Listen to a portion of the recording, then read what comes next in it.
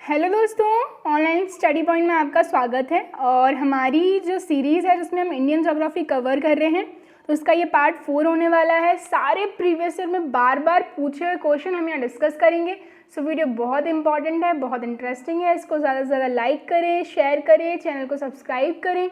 साथ ही साथ हमारा जो मोबाइल ऐप है लॉन्च हो चुका है, डिस्क्रिप्शन में लिंक है, जाकर के आप डाउनलोड कर सकते हैं, जिसमें आपको free PDFs, audio revision, OSP notes सब कुछ मिल जाएगा।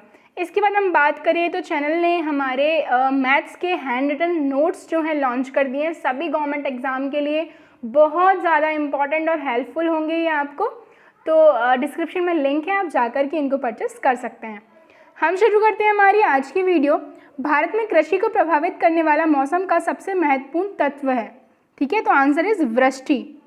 वृष्टि अगर हम देखें तो भारत में कृषि को दुष्प्रभावित करने वाला मौसम का सबसे महत्वपूर्ण तत्व वर्षा यानी कि वृष्टि है, जो भारतीय कृषि में वर्षा के महत्व के कारण ही इसे मानसून का जुआ कहा जाता है। ऑपरेशन फ्लड किस कार्य से संबंधित है? सो द आंसर इज दुग्ध उत्पादन। ऑपरेशन फ्लड का संबंध दुग्ध उत्पादन से। इसके 3 चरण निम्नानुसार हैं। प्रथम 1970 से 80, द्वितीय 81 से 85 और तृतीय 85 से 96। श्वेत क्रांति का संबंध ये भी किससे है? तो दुग्ध उत्पादन से। भारत की कुल जनसंख्या कृषि में नियुक्त प्रतिशत लगभग कितना है?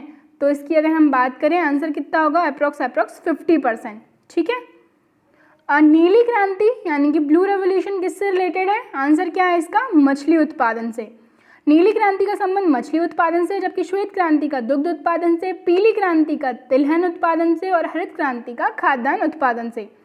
झीलों के अध्ययन को क्या कहा जाता है? तो इसको लिम्नोलॉजी कहा जाता है, ठीक है। और इसको सरोविज्ञान भी कहते हैं। इसके अंतर्गत झीलों, तालाबों, नदियों और भूमियों का जो आर्द्र भूमियां हैं उनका अध्ययन किया जाता है।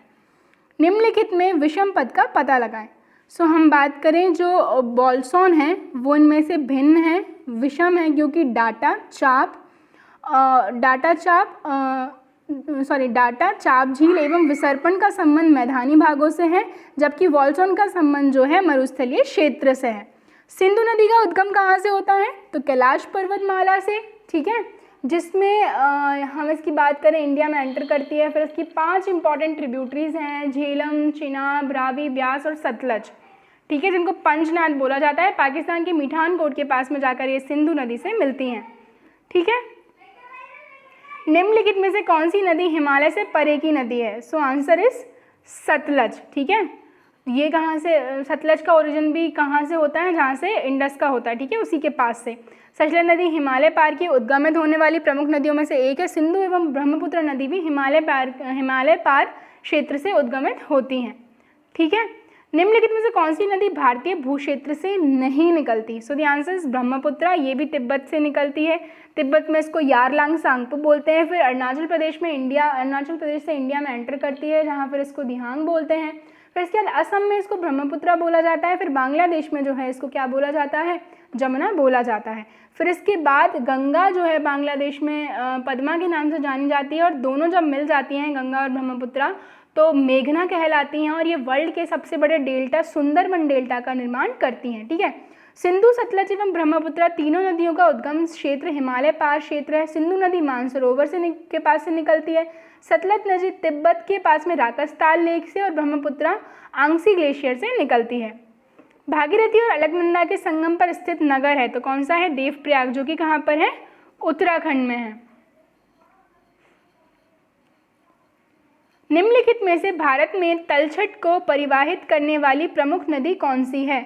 So answer is Ganga river, ठीक है। गंगा जो है उत्तराखंड में गौमुख ग्लेशियर से निकलती है, ठीक है। इसके बाद हम बात करें अलकनंदा और भागीरथी जब मिलती हैं वहाँ से इसका नाम देवप्रयाग से क्या होता है? गंगा के नाम से इसको जाना जाता है। निम्नलिखित में से कौन सी नदी अपना रास्ता बदलते रहने के लिए प्रसिद्ध है? So the answer is Kosi, ठीक है। कोसी एक पूर्ववर्ती नदी है। इसकी मुख्य धारा अरुण एवरेस्ट पर्वत के उत्तर में तिब्बत से निकलती है। नेपाल में मध्य हिमालय को पार करते ही पश्चिम की ओर इसमें सुन कोसी तथा पूर्व की ओर से तमूर कोसी आकर मिलती हैं, और इसको सौरो ऑफ बिहार भी बोला जाता है, ठीक है, बिहार का शोक। निम्नलिखित में से कौन सा राज्य नर्मदा नदी की घाटी का हिस्सा नहीं है? So the answer is Rajasthan, ठीक है। नर्मदा की द्रोणी का 87% भाग मध्य प्रदेश में, 1.5% महाराष्ट्र में, और बचा हुआ कहाँ? गुजरात में, और राजस्थान का इसका कोई भी हिस्सा नहीं है। नेक्स्ट हम बात करें प्रायद्वीपीय भारत में निम्नलिखित में से कौन सी नदी अरब सागर में नहीं मिलती? So the answer is Kaveri. ये कहाँ गिरती है? बंगाल की खाड़ी में। किस राज्य में राष्ट्रीय उद्यान वैली ऑफ फ्लावर्स सिचुएटेड है? So the answer is it is in the Uttarakhand. Valley of flowers राष्ट्रीय उद्यान उत्तराखंड में स्थित है। ये राष्ट्रीय उद्यान हम बात करें नंदा देवी राष्ट्रीय उद्यान का विस्तार है।